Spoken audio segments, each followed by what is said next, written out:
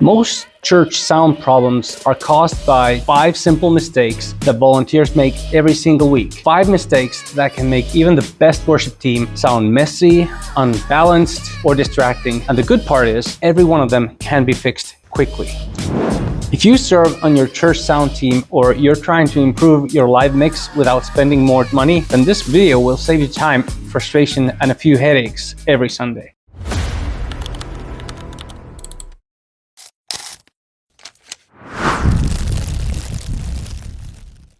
Hi, my name is Freddy Pixar and I'm the founder of Pixar Media Labs. I help churches and creative teams get better results using the gear they already have. Every weekend across thousands of churches, audio volunteers are doing an amazing job, but often they are under pressure with limited training and in rooms that make life harder than it needs to be. So today, I want to walk you through the 5 biggest mistakes I've seen church sound volunteers make and how to fix each of them fast.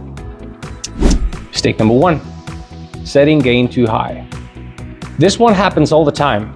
You're in a hurry, sound check has started, and someone says, "Can you turn me up?" So you reach for the gain knob and twist it up, or push it up, or however your sound console works. The problem is that when your gain is too high, every microphone becomes more sensitive. You start picking up background noise, feedback becomes easier, and your mix quickly loses its headroom.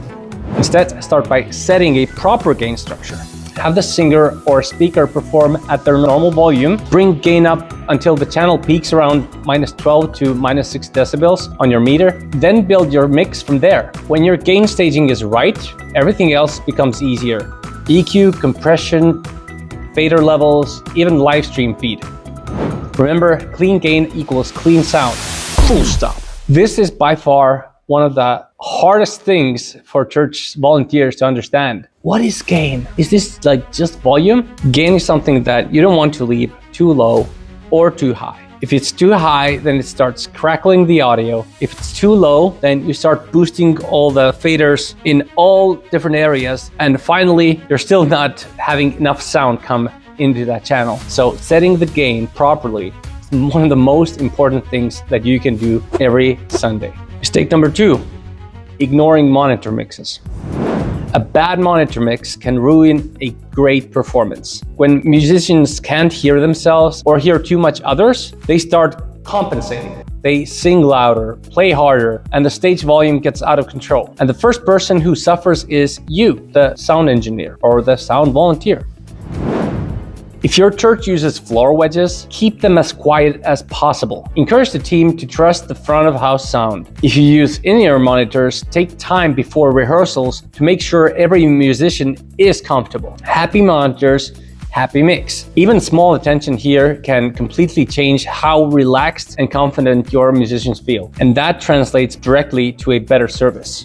As a personal note, I would suggest you actually take time to teach the musicians to mix their own monitors properly, especially if they have in-ear monitors or personal monitor mixing possible for floor wedges. Because if they know how to mix well, it's way easier for the sound engineer to do their job. Less focus on stage noise or volume. Better clarity for musicians so they feel better, so they can feel freer and focus better on worship. So I would say this is also a very important part. Mistake number 3, not walking the room. I can't overstate this enough. People who are doing sound should walk around in the room to hear what's going on in the room. If you mix from the same chair all service long, you're only hearing one version of what's happening. Rooms lie. Sometimes a single step to the left can sound completely different because of reflections, low-end buildup, or speaker coverage. I can't tell you enough times that our sound engineers do the whole rehearsal for the band, and by the end of the practice, they notice that one of the speakers is turned off. If they had moved around in the room, they would have heard it. But you should take 30 seconds during rehearsals to walk a few spots around the room. Front, middle, left side, right side, and back. You might realize the low end is drowning people in the front rows, or the high frequencies are disappearing in the back, or vice versa. You don't need measurement mics or fancy tools, just your own ears. Your goal is to make sure it sounds balanced for the whole room, not just your booth. Mistake number 4, forgetting to mute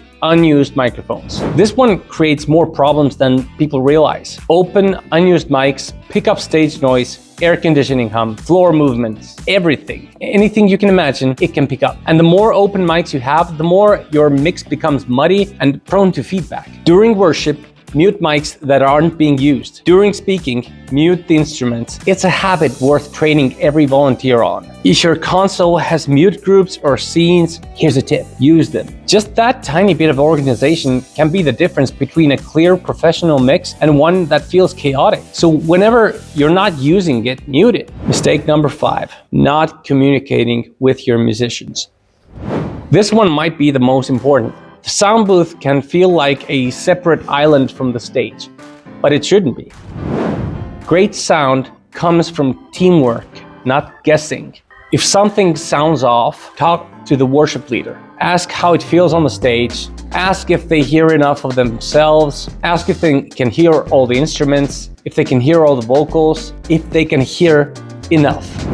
Likewise, let them know what you're hearing in the room. When communication flows both ways, it reduces tension. You stop reacting and start collaborating. Never underestimate this. The best mix is built on trust. From personal experience, I can't emphasize enough how many times I've had a band come in that have never used in-ear monitors, because our church is at the bottom of an apartment building and we need to keep the noise level as low as possible. So we have to use in-ear monitors to keep the volume of the noise as low as possible. And I can't tell you how many times guest band is coming to our church that have never used in-ear monitors and they are afraid to use them. But after they have had an experience with me, they love them. They want to start using in-ear monitors in their own church because they sound how awesome it is. Part of it comes from my experience as a musician, so I know how to help them because I know what I want to hear. I also listen to their in-ear monitor mixes from the sound booth, so I know exactly what they hear in their ears. And I don't use my regular over-ear headphones for that, but I use in-ear monitors, so I get a better, clearer picture of what the musician on the stage is hearing. I also come to the stage. I talk to each individual band member and I ask how they hear, what they need changed, and they get a very good experience just from that. Feel free to communicate with the band. Now for a quick review. Don't set your gain too high. Get your headroom right. Number 2, don't ignore monitor mixes. Comfortable musicians sound better. Third, walk the room. Know what your audience hears. Number 4, mute unused microphones. Keep the mix clean and feedback free. And 5, communicate. Talk with your team and lead together. If you get these 5 things right, your church sound will instantly feel more consistent and more professional, even with the same old gear. If this helped you, share this video with your church media or sound team. Maybe even watch it together before your next Sunday rehearsal. And if you want more practical tips for church audio live streaming and production, subscribe to this channel. We post new training videos every week to help volunteers sound confident and competent. I'm Freddy Pixar. Thanks for serving in your church, and I'll see you in the next video.